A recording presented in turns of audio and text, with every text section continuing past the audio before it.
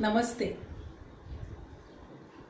हम इस ब्रह्मांड के सबसे सुंदर ग्रह और हरियाली से युक्त बेहद सुंदर और आकर्षक धरती पर निवास करते हैं और प्रकृति के मनुष्य को यह सबसे और खूब सुंदर बड़ा उपहार ईश्वर ने हमें दे दिया है।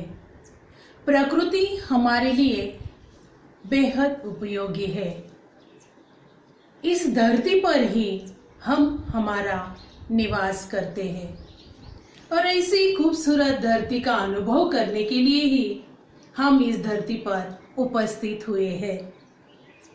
इस खूबसूरत धरती पर सुंदर पुष्प, आकर्षक पक्षी, वनस्पति, नीला आकाश, समुद्र, भूमि, जल, पठार, सूरज, चांद, ये सब प्रकृति के हिस्से बने हुए हैं और एक सबसे बड़ा हिस्सा जो है वह है मनुष्य। इस मनुष्य को इस धरती पर रहते हुए हर एक क्षेत्र में जाना आवश्यक पड़ता है। क्यों न वो घर में रहे, लेकिन वो धरती पर ही रहता है। यानी धरती यह खूबसूरत उपहार ईश्वर की हमारे लिए देन है। ऐसे ही सुंदर आकर्षक इस धरती पर बहुत सारी जगह ऐसे हैं जिसे देखने को हमारा मन करता है और ऐसे ही सुंदर जगह पर आज मैं आपको ले जाने वाली हूँ और इस सुंदर धरती का, इस सुंदर राज्य का अनुभव हम आज से शुरू करने वाले हैं। ऐसी सुंदर जगह कौन सी है? उस जगह का नाम क्या है? आप भी सुनने को बेताब हुए होंगे। इस सुंदर जगह का नाम है गोवा। तो आज से मैं आपको गोवा की सैर कराने वाली हूँ। गोवा, जैसे ही लेखक लिखते हैं कि गोवा जैसे मैंने देखा, यानी लेखक ने जैसा गोवा देखा है उसी का वर्णन जैसे कि तैसे उन्होंने अपने सामने प्रस्तुत करने की कोशिश की है। तो आज हम हमारा 5वां पाठ शुरू करने जा रहे हैं। हमारा 5वां पाठ है गोवा जैसे मैंने देखा।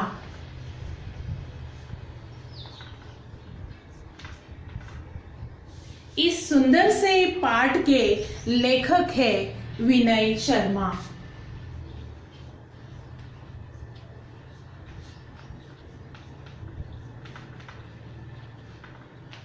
विनय शर्मा जी ने बड़े रोचक ढंग से इस गोवा का सुंदर सा वर्णन इस पाठ में हमें दिया है।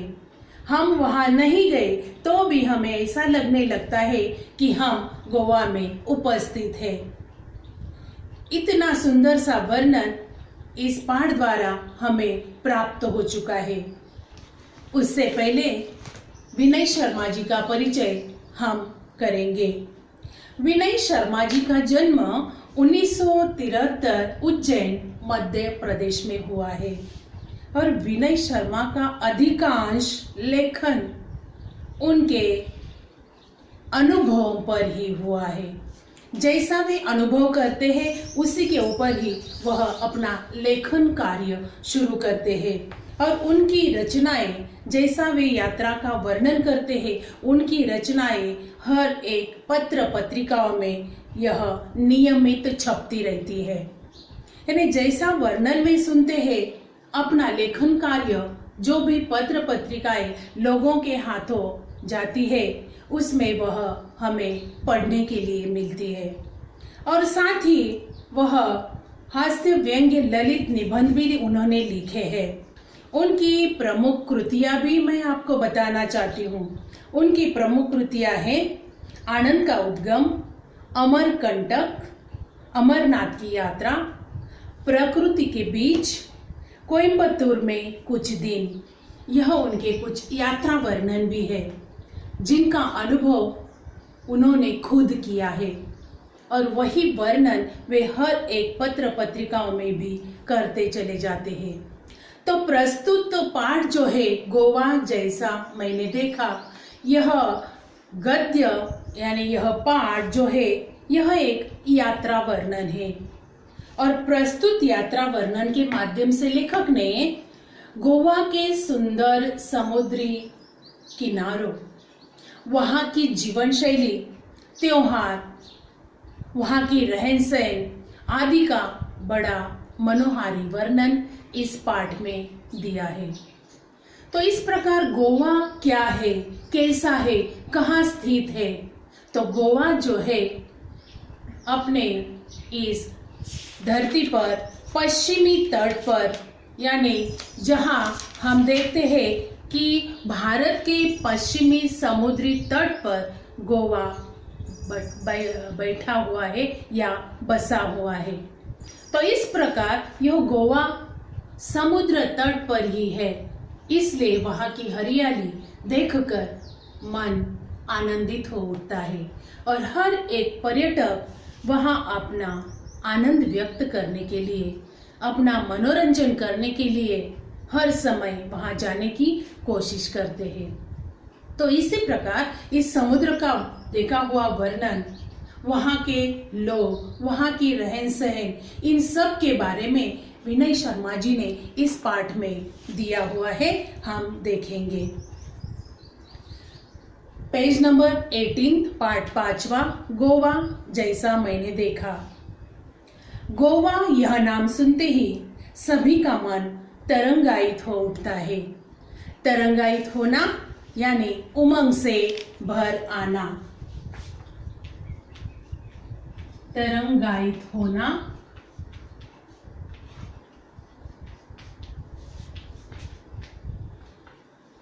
उमंग से भरना यानी आनंदित हो जाता है।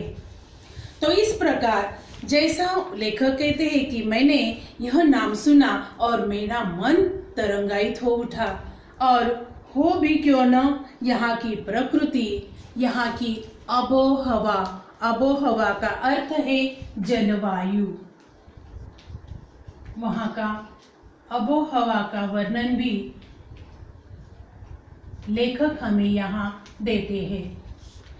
आबोहवा यानी जलवायु का आकर्षण ही ऐसा है कि पर्यटक खुद ब खुद यहाँ खींचे चले आते हैं। यानी गोवा देखने के लिए बहुत सारे, यानी भारतीय ही नहीं विदेशी लोग भी, पर्यटक जिन्हें कहा जाता है, वे लोग भी गोवा का अनुभव करने के लिए हर दिन आते ही रहते हैं और गोवा की ओर खींचे चले जाते हैं। देश के कोने में स्थित होने के बावजूद एक छोटा सा राज्य प्रत्येक पर्यटक के दिल की धड़कन है। देखो गोवा का वर्णन किस शब्द में किया है कि यह प्रत्येक राज्य के प्रत्येक व्यक्ति की दिल की धड़कन है। यानी गोवा नाम सुनते ही सबको खुशी हो जाती है और कब हम वहां पहुंचेंगे ऐसा उन्हें लगता है। तो इसी कारण से लेखक जो है वे भी वहां जाने की कोशिश करते हैं। देखो यही कारण है कि मैं भी अपने परिवार के साथ इंदौर से गोवा जा पहुंचा। यानी लेखक रहते हैं इंदौर और वे इंदौर से गोवा पहुंचे हैं। और खंडवा से मेरे साधु साहब भी सपरिवार हमारे साथ शामिल हो गए। साधु साहब यानी उनकी पत्नी जो है, उनकी बहन का परिवार भी उनके साथ खंडवा से उन्हें गोवा में मिला है।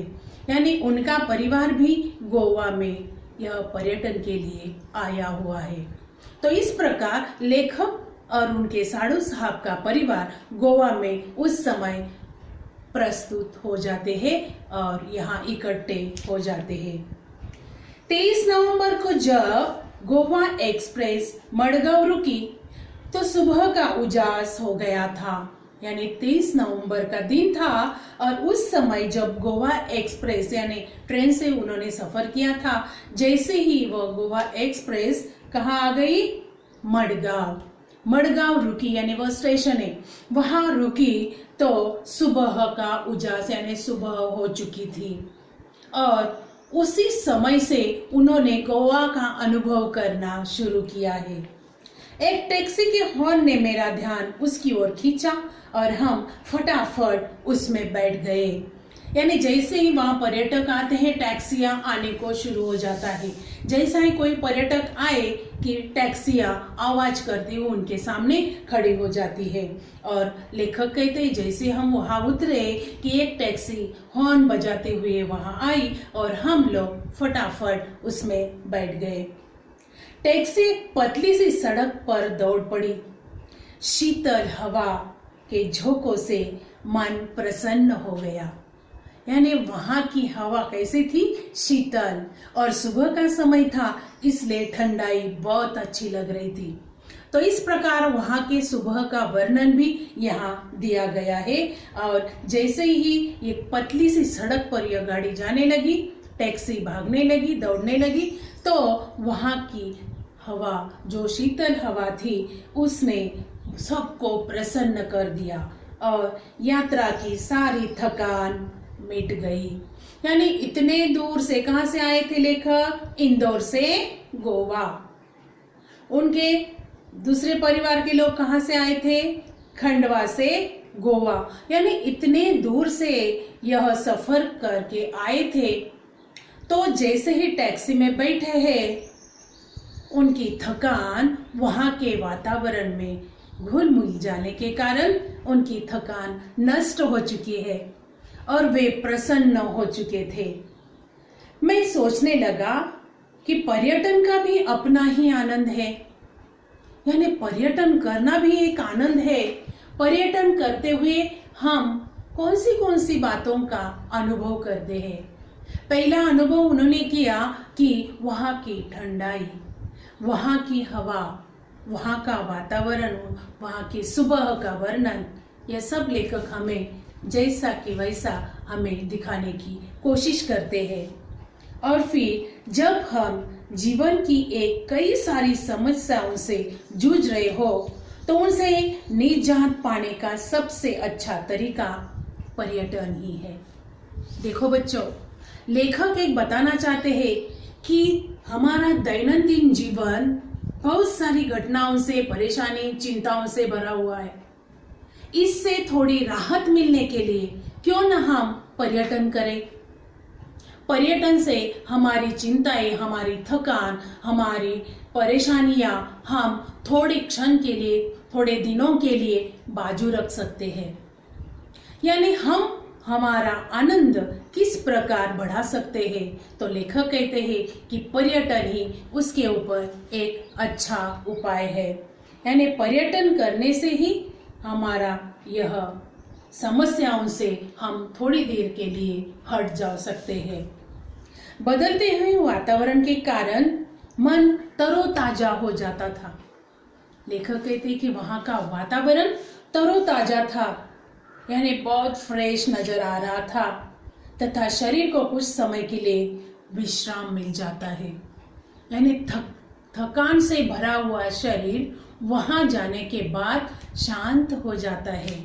हम हमारी चिंताओं को भूल जाते हैं। और इस प्रकार वहां के वातावरण का वर्णन लेखक ने हमें दिया है।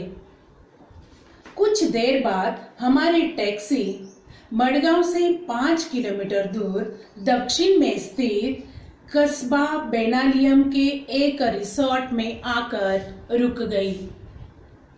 यानी जैसे ही टैक्सी गई तो दक्षिण में, यानी मडगांव से 5 किलोमीटर दक्षिण की ओर, वहां एक कस्बा यानी छोटा सा गांव जिसका नाम है बेनालियम, वहां एक रिसोर्ट था। रिसोर्ट उपहार गृह जिसे हम होटल कहते हैं। यानी बहुत बड़े बड़े रिसोर्ट रहते हैं और वहां रहने की जगह भी रहती है। तो इस प्रकार के एक रिसोर्ट के सामने यह गाड़ी आकर रुक गई। यह रिसोर्ट हमने पहले से बुक कर लिया था। यानी वहां जाकर ढूंढना बहुत बड़ा कठिनाइयों का सामना हमें करना पड़ता है। जाने से पहले हमें तैयारी करनी पड़ती है, इसलिए जाने से पहले ही लेखक ने वहां बुकिंग करवाई थी उस रिसोर्ट की। और टैक्सी वाला जैसे ही आया, उन्होंने बराबर वहां मडगांव से लेकर वह कस्बा बेनालियम वह रिसोर्ट वह उन्हें लेकर चला गया था। इसलिए औपचारिक खाना पूर्ति कर हम आराम करने के इरादे से अपने अपने स्यूट में चले गए। स्यूट यानी छोटे छोटे कमरे हैं, वहां हम चले गए। यानी औपचारिकता यानी थोड़ा सा खान पान फ्रेश होने के बाद हम थोड़ा विश्राम करने के लिए अपने अपने कमरों में चले गए। इससे पहले कि हम कमरों से बाहर निकले, लेखक कहते हैं कमरों से बाहर निकलने तक मैं आपको थोड़ा बहुत समझाना चाहता हूँ, यानी थोड़ी सी जानकारी गोवा के बारे में वे हमें देना चाहते हैं। अब तक हमने देखा कि वे इंदौर से आए हैं, यानी उनका प्रवास वर्णन है और वहां उतरने के बाद उन्होंने क्या अनुभव किया, और उस अनुभव के बाद जैसे ही थोड़ा सा विश्राम करने के उन्होंने सोचा, परिवार के सदस्य अपने अपने कमरों में चले गए। लेखक हमें कहते हैं कि मैं आपको थोड़ा सा समझाना चाहता हूँ, यानी कुछ खास बातें मैं आपको बताना चाहता हूँ। तो आगे देखो बच्चों, लेखक लिखते हैं दरअसल गोवा राज्य 2 भागों में बटा हुआ है। यानी गोवा जो है सिर्फ गोवा नहीं है, उसका भी विभाजन है 2 राज्यों में, 2 भागों में वह बटा गया है। और वह है दक्षिण गोवा जिला तथा उत्तर गोवा जिला। यह जिला जो है 2 विभागों में, उत्तर और दक्षिण, ऐसे 2 भागों में बटा हुआ है, ऐसा हमें बताया जाता है। और इसकी राजधानी पणजी है, गोवा की राजधानी पणजी। और वहाँ एक नदी है जिस नदी का नाम है मांडवी नदी, और यह पणजी मांडवी नदी के किनारे स्थित है। यानी इस नदी के किनारे यह पणजी यानी राजधानी बसी हुई है। गोवा की राजधानी फिर से पणजी, नदी मांडवी। और इस प्रकार इस मांडवी नदी के किनारे यह पणजी जो कि गोवा की राजधानी है यह बसी हुई है। और फिर यह नदी काफी बड़ी है तथा वर्ष भर पानी से भरी रहती है, यानी पानी की वहां कुछ भी कमी नहीं है। मांडवी नदी में पानी होने की वजह से वहां का वातावरण, वहां की जमीन हरी भरी नजर आती है। यानी गोवा का वर्णन सुनते ही हरा भरा नजारा हमारी आंखों के सामने जरूर आता है। तो यही कारण है कि यह मांडवी नदी जो है वर्ष भर पानी से भरी रहती है। फिर भी समुद्री इलाका होने के कारण यहाँ मौसम में प्रायः उमस तथा हवा में नमी बनी रहती है। देखो, पानी होता है तो भी समुद्र तट होने के कारण यहाँ उमस यानी थोड़ी सी गर्मी हवा में हम महसूस करते हैं।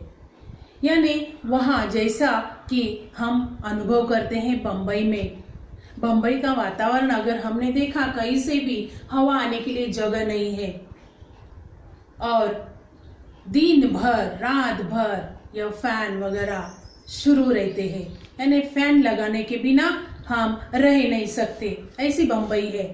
तो लेखक कहते हैं कि यहाँ मौसम जो है प्रायः गर्मी तथा हवा में नमी बनी रहती है, शरीर चिपचिपाता रहता है, लेकिन मुंबई जितना नहीं। मुंबई का वातावरण अगर हमने देखा, हमारा शरीर चिपचिपा जाता है, हम गीले हो जाते हैं, नहाना पड़ता है, सुबह शाम नहाने का मन करता है। लेकिन लेखक कहते हैं कि जितना बम्बई में होता है वैसा गोवा में नहीं है, क्योंकि यहाँ का क्षेत्र हरितिमा से भरपूर है। हरितिमा यानी हरियाली।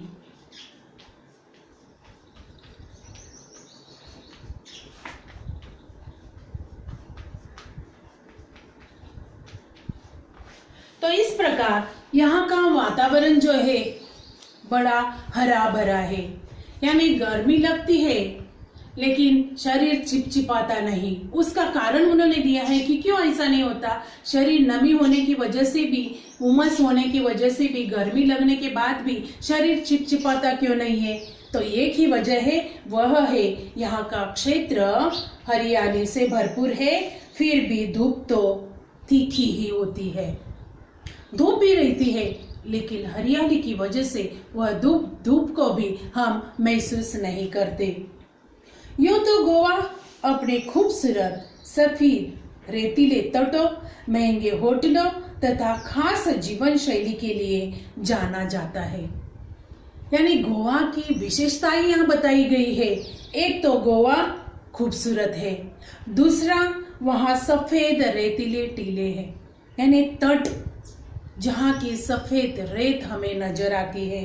महंगे होटल है, होटल तो भरपूर है लेकिन वह कैसे हैं, महंगे हैं, तथा खास जीवन शैली है। वहाँ लोग समुद्र तटों पर अपने बड़े बड़े मकानों को बांध कर बैठे हैं, यानी उनकी जीवन शैली भी यहाँ नजर आती है और इसलिए जाना जाता है। लेकिन इन सब के बावजूद यह अपने में एक सांस्कृतिक विरासत में समेटे हुए है। यानी भारतीय संस्कृति जो है बहुत सारा गोवा में है, लेकिन वह अपनी विरासत यानी सदियों से पुरखों से मिलता चला आ रहा जो संस्कृति उन्होंने पाली है, उस संस्कृति को आज तक उन्होंने छोड़ा नहीं है। यानी अपने संस्कृति का पालन वे आज तक करते हैं। नया जिस प्रकार आता है उससे वे जरूर बदलते हैं, लेकिन अपनी संस्कृति को वे कतई भूलते नहीं। यहाँ की शाम बड़ी अच्छी होती है। तो चलो अब शाम की तरफ हम जाएंगे। सुबह का वर्णन देखा, लेकिन अभी शाम की तरफ हम चलने वाले हैं। तो शाम जो रहती है यानी सायंकाल जो संध्या जो रहती है तो वह बहुत अच्छी होती है। इस शाम का आनंद लेने के लिए बेनालियम बीच की ओर चले। यानी बेनालियम में एक बीच है। लेखक कहते हैं कि चलो शाम को देखना है सूरज कैसा डूबता है, यह अगर हमें देखना है तो बेनालियम के बीच पर लेखक हमें लेकर चले जा रहे हैं। आप भी चले, क्योंकि बहुत ही खूबसूरत तथा शांत जगह है बेनालियम। यानी वहाँ बड़ी शांति है, वहाँ कोई भी आवाज नहीं है, शांति से हम सब नजारा शाम का देख सकते हैं, ऐसा लेखक हमें कहते हैं। दिन भर की थकान तथा उमस भरी गर्मी के बाद शाम को बीच पर जाना बड़ा अच्छा लग रहा था। यानी दिन भर हम घूमते रहे और शाम के समय बेनालियम बीच पर जाकर अगर हम बैठे तो थकान हम भूल जाते हैं। इतना अच्छा नजारा बेनालियम बीच पर है, ऐसा कहा गया है। रिसोर्ट से बीच की दूरी कोई 1 किलोमीटर ही थी, लेकिन जल्दी जल्दी चलने के बाद भी यह दूरी तय हो ही नहीं पा रही थी। यानी चलते चलते क्या हो रहा था कि अभी हम पहुंचेंगे बीच पर, ऐसा लेखकों को लग रहा था। लेकिन जैसे ही उन्होंने चलने को शुरुआत की तो इतनी दूरी लग रही थी, हम पहुंच ही नहीं पा रहे थे। उसका भी एक कारण है बच्चों, देखो अरब सागर देखने का उत्साह बढ़ता ही जा रहा था। यानी वहां से अरब सागर नजर आता है। तो अरब सागर, लेखक कहते हैं कि अरब सागर देखने का उत्साह हमारा बढ़ता चला जा रहा था, लेकिन वहां तक पहुंचने की दूरी खत्म ही नहीं हो रही थी। तभी अचानक लहरों की आवाज सुनाई दी, जो किसी रणभेदी की तरह थी। यानी लहरें जो आती है, बड़ी बड़ी लहरें आती है समुद्र में, तो वह जब आपस में टकराती है बड़ी जोर की आवाज हो जाती है, जैसे किसी ने बम फोड़ दिया है। इतनी बड़ी आवाज समुद्र तट पर हो जाती है। और यह कहा गया है कि रणभेदी यानी आकाश तक यह आवाज पहुंच जाता है। हम सभी दौड़ पड़े, यानी सब लोग भयभीत हो गए और दौड़ने लगे। सड़क पीछे छूट गई थी, इसलिए रेत पर तेजी से दौड़ना मुश्किल हो रहा था। वहां समुद्र तट पर रेत रहती है और उससे सीधा चलना नहीं होता, हमारे पैर इस रेत में धंस जाते हैं। जैसे ही हम पाँव रखते हैं, पैर रखते हैं, हमारे पैर जमीन के अंदर जाने के लिए तैयार हो जाते हैं। जैसा हम एक पाँव डालते हैं, दूसरा उठाने तक दूसरा पाँव भी इस रेत में फंस जाता है, यानी वहां जल्दी से भागना नहीं होता। फिर भी धंसे हुए पैरों को पूरी ताकत से उठा उठा कर भाग रहे थे। क्यों भाग रहे थे? उन्होंने वह आवाज सुनी थी और पहली बार सुनी थी। डर गए कि क्या हो गया, इसलिए वे जल्दी जल्दी भी नहीं भाग रहे थे और रेत में फंसे हुए पैर निकाल निकाल कर वे भाग रहे थे। और फिर खूबसूरत समुंदर देखते ही मैं उससे जाकर लिपट गया, यानी जैसे ही समुंदर नजदीक आ गया, मुझे बहुत आनंद आ गया, मैं बहुत खुश हो गया। ऐसा लेखक कहते हैं कि जाकर मैं उससे लिपट गया, यानी उसे मैंने चूमने की कोशिश की। इधर बच्चे रेत का घर बनाने में जुट गए। बच्चों का काम ही है, जो भी जगह मिलती है खेलने के लिए शुरुआत कर देते हैं। और यहाँ का वातावरण तो बिल्कुल अलग ही था। हमारे घर का वातावरण अलग है। यह रेतीली जगह होने के कारण बच्चों ने क्या किया कि रेत के साथ वे खेलने में जुट गए, यानी रेत का मकान बनाने के लिए उन्होंने शुरुआत कर दी। और फिर लहरें उनका घर गिरा देती तो वे दूसरी लहर आने के पहले फिर नया घर बनाने में जुट जाते। जैसे ही लहरें आती है, वे बच्चे जो कुछ भी बनाते थे वह साफ हो जाता था। फिर से लहर वापस जाती थी, बच्चे फिर से घर बनाते थे, यानी उनका यह खेल शुरू ही था। लहरें आती, मिटा देती, लहर वापस जाती, बच्चे फिर से घर बनाते, यानी उनका खेल शुरू ही था और यह क्रम चलता रहा। मैंने इन बच्चों से सीखा कि जीवन में आशावाद हो तो कोई काम असंभव नहीं। यानी बच्चे क्या कर रहे थे, मिट जाने के बाद फिर से बांधने की कोशिश करते थे, यानी वे आशावादी थे। यानी उनकी आशा की भावना थी कि हमारी यह इच्छा कभी न कभी पूरी होगी। कौन सी? कि रेत का घर बांधना। यानी बच्चे आशावादी है। यानी बच्चों की तरफ से लेखक कहते हैं कि मैंने यह सीखा कि मनुष्य ने आशावादी होना आवश्यक है और यह असंभव नहीं है। जैसे कि बच्चे क्या करते हैं, कुछ प्राप्त नहीं हुआ, बार बार उसे देखने की कोशिश करते हैं और उसे सफलता से वह पूर्ण करने की भी कोशिश करते हैं। यानी बच्चों जैसा आशावादी हमें रहना चाहिए, ऐसा वे हमें बताते हैं।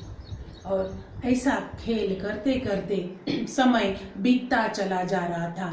शाम गहराने पर हम किनारे पर बैठ गए, यानी धीरे धीरे अंधेरा शुरू हो गया था और फिर वे उस जगह पर बैठ गए।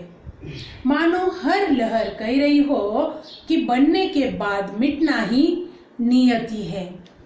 बनना और मिटना, हमने जन्म लिया है, हमें एक ना एक दिन मिटना है, यह सृष्टि का नियम है। यानी लेखक कहते हैं कि बनना और मिटना यह नियति है, यानी हर दिन क्या होगा इसका हमें पता नहीं है। बच्चे घर बनाते थे और लहर आकर उनका घर मिटा देती थी, फिर से बच्चे बनाते थे, यानी यह नियति है। बनना और मिटना यह नियति है, यही जीवन का सत्य भी है। यानी जीवन सत्य से भरा हुआ है, हमारा जीवन सत्य पर आधारित है। ऐसा भी लेखक हमें समझाते हैं कि जीवन में सत्यता भरी रहनी चाहिए, मनुष्य आशावादी रहना चाहिए।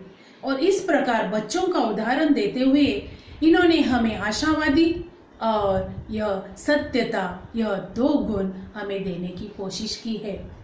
आगे देखेंगे, यहाँ एक मजेदार दृश्य भी देखने को मिला। लेखक आगे कहते हैं कि एक मजेदार दृश्य है। वह भी मैं आपको समझाती हूँ।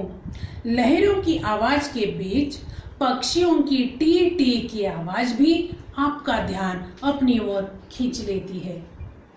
यानी वहाँ सफेद रंग के पक्षी रहते हैं समुंदर पर और वे मछलियाँ खाते हैं। जैसे ही मछलियाँ ऊपर आती है तो यह पंछी समुंदर पर घेरते रहते हैं, घूमते ही रहते हैं। दिखाई दी कि वह झट से मछली को पकड़कर खाने के लिए तैयार करते हैं। तो इस प्रकार यह टी टी की आवाज करने वाले पक्षी भी वहाँ अपना ध्यान अपनी ओर खींचती है। दरअसल ये पक्षी लहरों के साथ बहकर आई मछलियों का शिकार करने के लिए किनारे पर ही मंडराते रहते हैं। मंडराना, घूमते रहना, यानी यह समुंदर के साथ लहरों के साथ बार बार घूमते ही रहते हैं। पानी ऊपर उछल गया कि मछलियां ऊपर आएंगी और हमें खाना मिलेगा, ऐसी आशा उन्हें रहती है। इसलिए मछलियों को खाने के लिए यह पंछी वहां मौजूद रहते हैं। लेकिन जब तेज हवा के कारण एक ही दिशा में सीधे नहीं उड़ पाते हैं तो सुस्ताने के लिए किनारे पर बैठ जाते हैं। यानी हवा के साथ बहते समय कभी कभी उनके पंख क्या हो जाते हैं, थक जाते हैं।